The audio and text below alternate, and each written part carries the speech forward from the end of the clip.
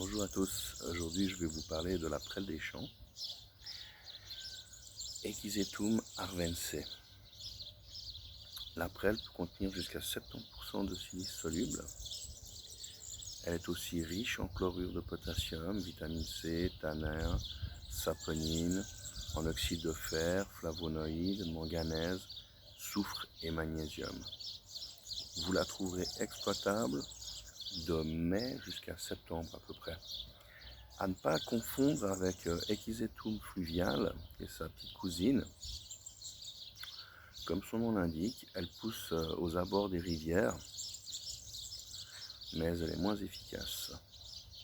Maintenant, vous devez vous demander qu'est-ce que j'en ai fait avec cette prêle. Eh bien, j'en ai fait un purin. À peu près 10 à 14 jours de macération dans de l'eau de pluie et dans un récipient en plastique. Éviter les récipients en métal qui peuvent oxyder la macération.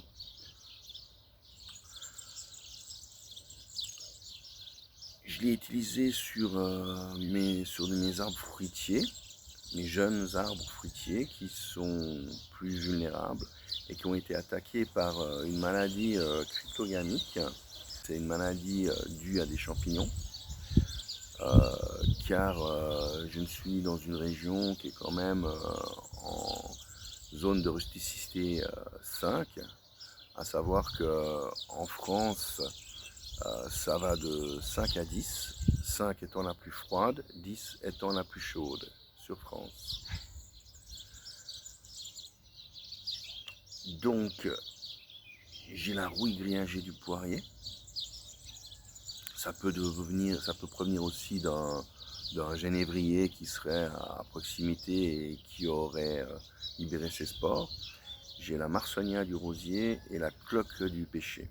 Ce sont tous des maladies qui sont redoutables.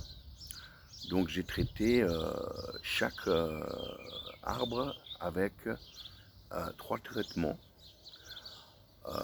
2 fois à 50% et le dernier traitement à 25%.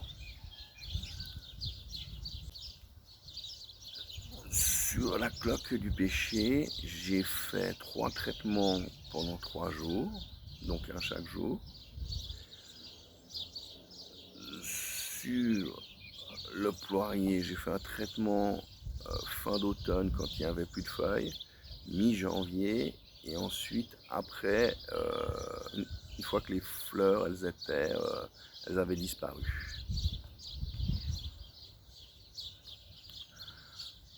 Pour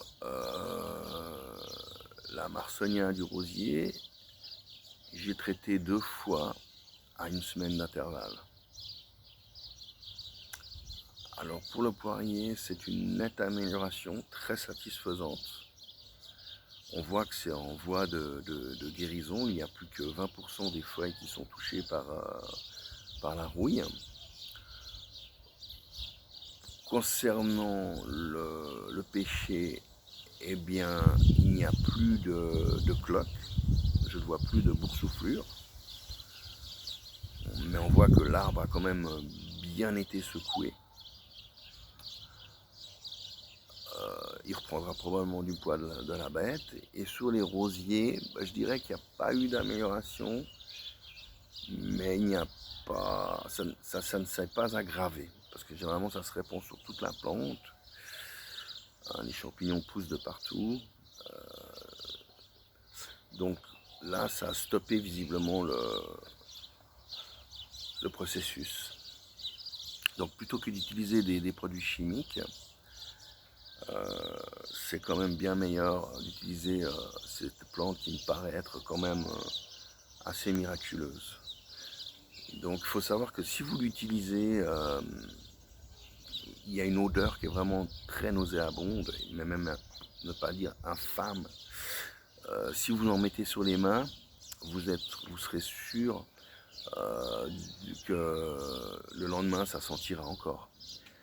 Voilà, donc je vais vous mettre la photo maintenant de mes arbres, que vous puissiez vous rendre compte de vous-même des résultats. Et je vais également vous mettre des photos là où on peut trouver de la prêle, car elle est souvent là où on ne la cherche pas. Voilà, j'espère que la vidéo vous aura plu et je vous dis à une prochaine fois. Au revoir.